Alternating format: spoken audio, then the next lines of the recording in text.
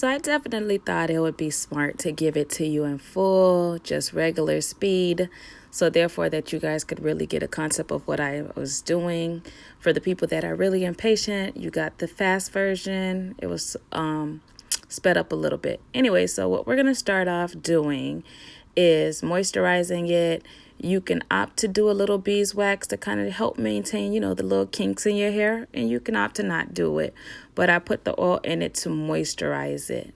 Now, as I part my hair so I can put the Cuban twist hair is what I'm going to use first. It's the shorter version because I wanted a bob look. So I did 12 inches.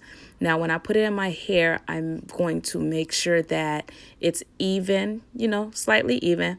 Then I'm going to rubber band it. So when I put the rubber band in it, I decided to go rubber band method because, first, it saves time. Two, for you that doesn't know how to braid, you would be able to just easily put your hair in. Real easy, real quick. Let's save some money and look really pretty afterwards. Anyways, so back to it. I'm going to push it together, push it so I can push back. But when you do this twist, you do not need to pull hard on your hair because if you pull hard, then the rubber band slides. Another thing, when you take a piece of Cuban twist hair, at first when I took the Cuban twist hair, I parted it, like I pulled it apart, and that's not needed because you're gonna want the twist to have a little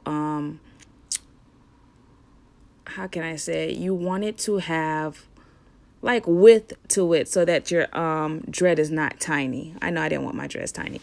So after you let it go, now you take the Jamaican twist hair, and what I'm doing here is trying to choose the thicker side. And now I'm going to unravel the end so that it doesn't leave like this bulky effect as I twist my hair. When you twist it, you're going to twist it at least 4 to 5 times so that it can hold it. And you don't have to do it tight because you don't want to give this like tiny look at the top. You just want to make sure that, you're giving yourself enough space to, like I said, hold your hair.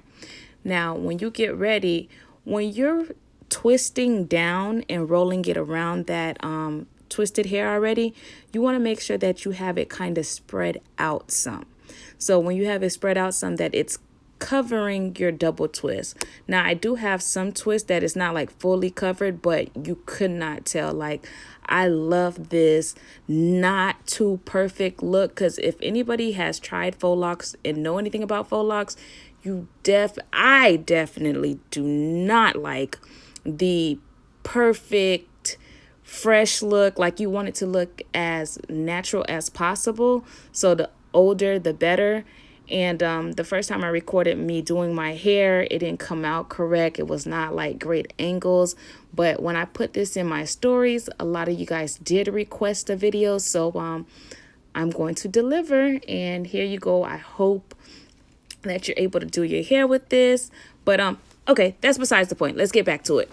So as we're twisting, when you get to close to the length that you want, and if when you do see my whole head, what I wanted to go for, because I just got really creative with it, was like a bob, asymmetric bob with layers. Like I started doing the most once I got confident with this look, okay? But once you find out where you want it, you're going to roll up. And when you roll up, it's basically like you're setting up your ends. And when you roll up, then you're going to tie a knot. And when you tie that knot, you're going to burn the ends. But when you burn your ends, have no worries, have no fears. This hair, for some reason, it don't burn hot. Remember how back in the days, like synthetic hair used to burn hot? Okay, maybe some of y'all don't know that, but I used to do hair. So back in the day, that synthetic hair was not nice, but this hair feels good. You put a little heat to it, burn it. You don't have to do it for long. Roll it to keep it in place. Cut that excess hair off and then burn it again so you can make sure you get rid of the flyaways. Now, at the end, you're going to burn where you kind of did the roll up, where you set your mark on where that dread is basically going to end. Trial and error, what I will tell you, as I was trying to work the layered bob, when I did do some links too long, I was like, damn, okay, either I redo the whole dread or I kind of try to see if I could burn it without it being an issue. And when I did burn it like to where I wanted it, it wasn't really an issue. It just didn't give that neat look when I did the roll up. So if you have to, start over, and if you don't have to and you're satisfied with the way it looks, keep it that way, because it's really a preference. I hope you guys enjoyed the video. I love my hair. Deuces.